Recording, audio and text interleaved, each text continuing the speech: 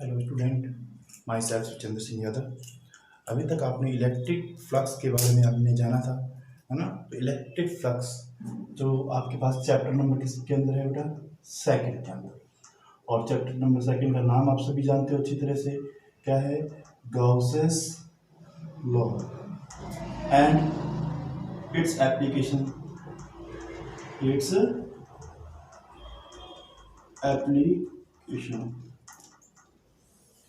ठीक है बेटा। अब आपके पास चैप्टर हो गया। इसके अंदर आपने सबसे पहले पढ़ा था इलेक्ट्रिक फ्लक्स। अब आपको मैंने बताया था what is the mean of flux. Flux का मीनिंग क्या होता है, अमाउंट से होता है, मात्रा से। और ये कौन सी क्वांटिटी है, स्केलर, मतलब कि अदिश राशि है। ठीक है, तो इसमें नंबर की जरूरत होती है ना, सिर्फ और सिर्फ नंबर, और जितने भी नंबर होते हैं वो स्केलर होते हैं, दिशा की आवश्यकता नहीं होती। अब आपको एग्जाम्पल भी लिया था स्कूल वाला, सारा कुछ समझाया था आपको इसके अंदर। तो अब यहाँ इसकी जो डेफिनेशन कल बताई थी उस दिन, तो मैंने बताया क्या था, इलेक्ट्रिक फील्ड और एरिया, इन दोनों का कौन सा product, dot product. Dot product क्यों, क्योंकि इलेक्ट्रिक फ्लक्स एक कौन सी क्वांटिटी है, स्केलर, मतलब कि अदिश राशि है। तो इसका मतलब इसकी वैल्यू भी क्या होनी चाहिए, है ना, स्केलर आनी चाहिए, अदिश आनी चाहिए। तो इसीलिए इसका क्या कौन सा प्रोडक्ट होता है, डॉट प्रोडक्ट। तो ये आपने 11th क्लास के अंदर पढ़ा हुआ है। अब आप सभी जानते हो अगर डॉट हटाएं तो ई वेक्टर का मैग्नीट्यूड, ए वेक्टर का मैग्नीट्यूड, और ये क्या हो गया बेटा, cos थीटा। वेयर आपको यह समझाया था मैंने, ई क्या है यहाँ पे, इंटेंसिटी ऑफ इलेक्ट्रिक फील्ड, और एरिया यहाँ पे क्या है, सरफेस एरिया। कौन सा एरिया बेटा, सरफेस एरिया। एग्जांपल के तौर में ये डायग्राम बना देते हैं। जैसे ये आपके पास एक इलेक्ट्रिक फील्ड हो गया, ठीक है, इसके अंदर आपने एक पर्टिकुलर एक ऐसा एक सरफेस ले लिया जो इसके एरिया की डायरेक्शन सरफेस के नॉर्मल होती है।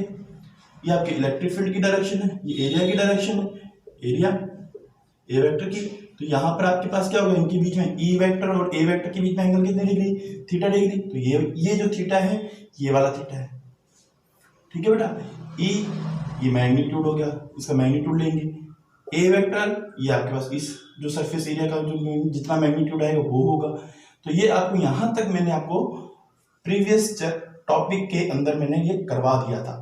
अब अपने इसके बाद ये जो थीटा है इसका भी इफेक्ट पड़ता है। कैसे, अगर अपने मैं इसको चेंज करते चला जाऊं, है ना, सरफेस एरिया को क्या क्या करते जाए, चेंज करते जाए, तो इसकी वैल्यू क्या होगी, बदल जाएगी।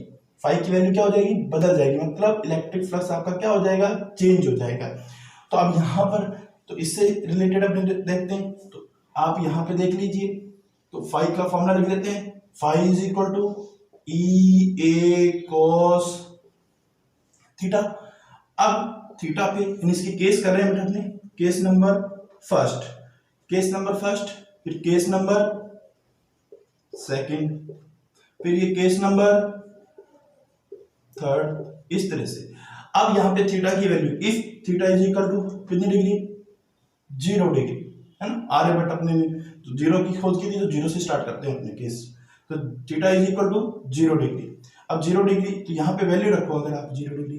तो पहले ये देखो कि इसमें थीटा 0 कैसे बन रहा है, कब कैसे 0 बनेगा। तो ये जैसे मैंने मान लीजिए एक्सटर्नल आपके पास इलेक्ट्रिक फील्ड हो गया, इसके अंदर एक आप सरफेस रख रहे हो, तो सरफेस रख रहे हो तो याद रखना ये हो गया आपके पास सरफेस, ये आ गया।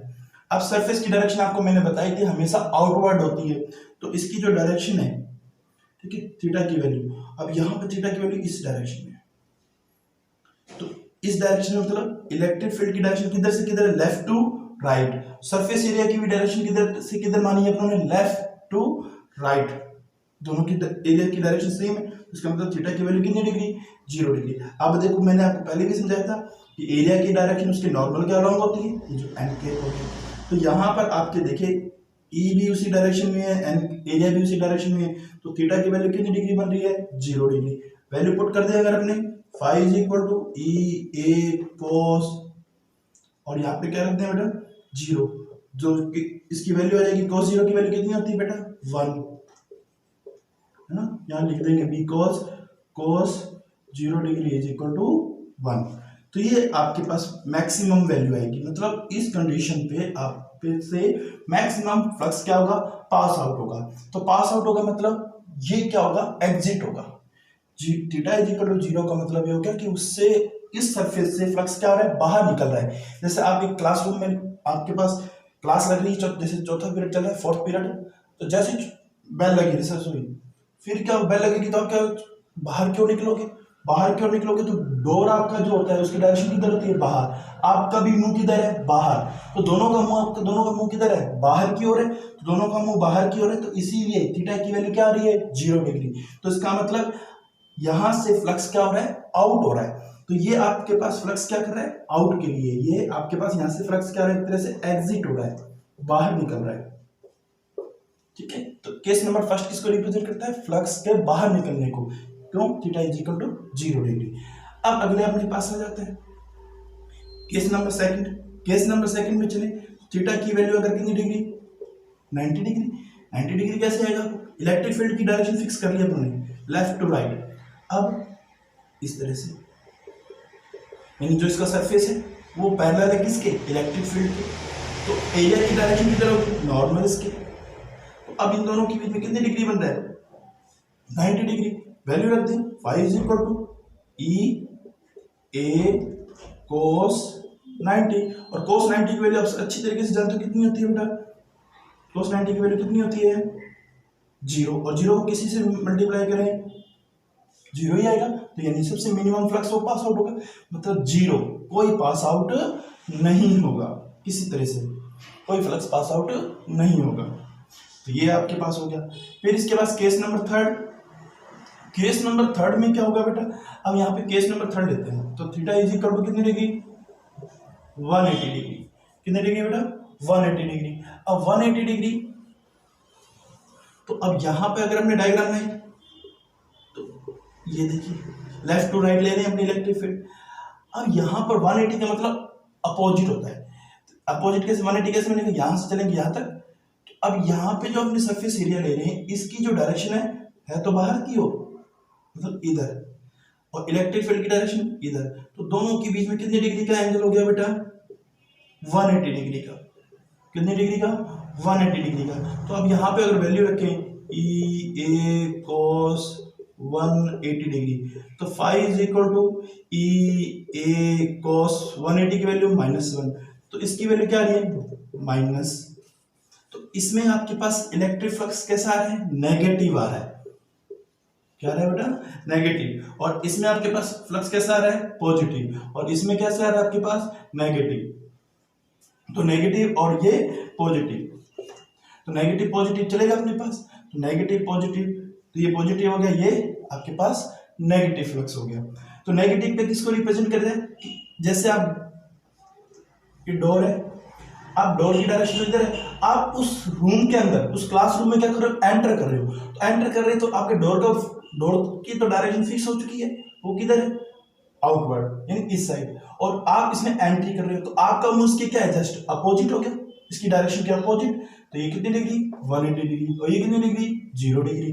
तो इसी तरह से आप समझ सकते हो कि अगर आपके पास फ्लक्स एंटर कर रहा है, प्रवेश कर रहा है, तो वो क्या माना जाता है, वो आपके पास क्या होगा बेटा, नेगेटिव होगा। और अगर वो फ्लक्स क्या हो रहा है, पास आउट, बाहर निकल रहा है, तो वो आपके पास फ्लक्स कैसा होगा, पॉजिटिव होगा। और अगर 0 जा रहा है तो इसका मतलब वो सरफेस उस इलेक्ट्रिक फील्ड के क्या है, पैरेलल में है। किसमें है बेटा, पैरेलल के अंदर।